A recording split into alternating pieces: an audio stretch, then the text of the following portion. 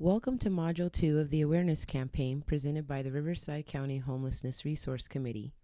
We will continue to lay the foundation to help you and your colleagues increase your understanding of and engage with people experiencing homelessness. This information is by no means exhaustive, but rather a tool to enlarge your perspective on the crisis of homelessness and those it impacts directly and indirectly. As public library employees, this includes you. Last module, we defined homelessness, explored who the homeless are, and offered statistics of the causes of homelessness.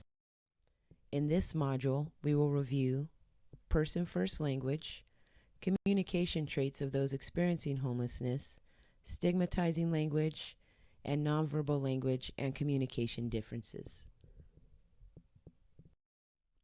Language is powerful. The words we speak create imagery. They can be used to tear down, build up, and influence perceptions. Sometimes what we don't say is often as impactful as what we do say. One of the difficult aspects of experiencing homelessness is the feeling of being less than human. Saying hi or hello is a way to offer kindness to someone who often feels invisible. Ask open-ended questions like, "How are you doing?" or "Would you like to talk?" This will give the individual the choice to brush off a deeper conversation or engage in one without pressure or judgment. Using eye language is also a valuable tool. For example, instead of saying, "You need to move your stuff," try instead, "I'm concerned someone might trip over your stuff. Can you please move it?"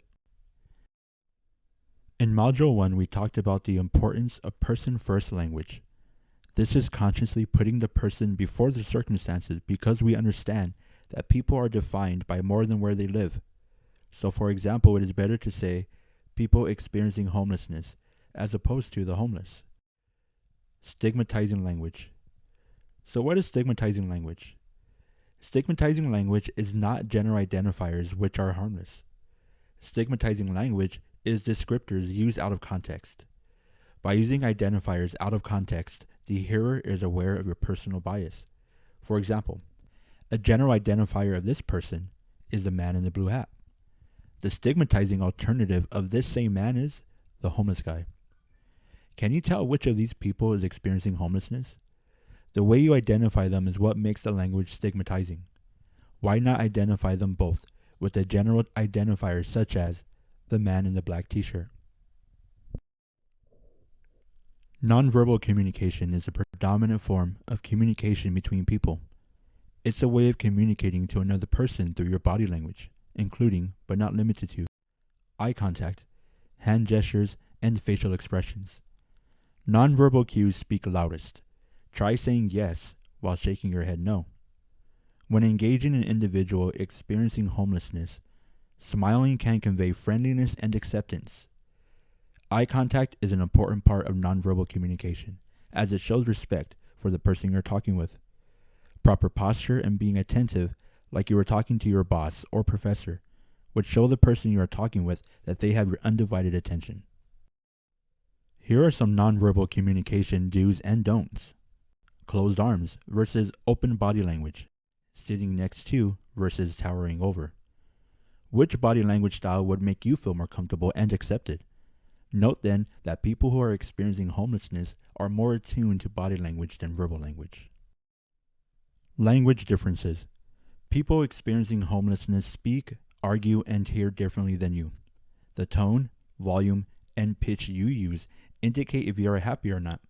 For someone who has a heightened sense of awareness and does not typically feel seen or safe, it's a matter of how you speak, not just what you say. For example, "Oh" can mean many things. "You surprised me." Oh! "I made a mistake." Oh! "You're a pain in the neck." Oh! "You made me so happy." Oh! "I'm bored." Oh! "I'm fascinated." Oh?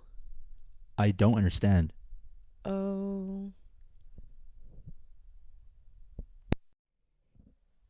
In closing, the key to good communication is respectful communication.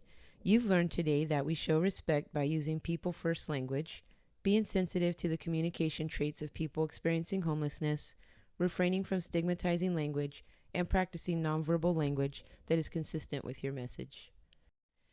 In our next module, we'll explore the concept of empathy and how you can use it to solve problems, prevent conflicts, and serve your patrons.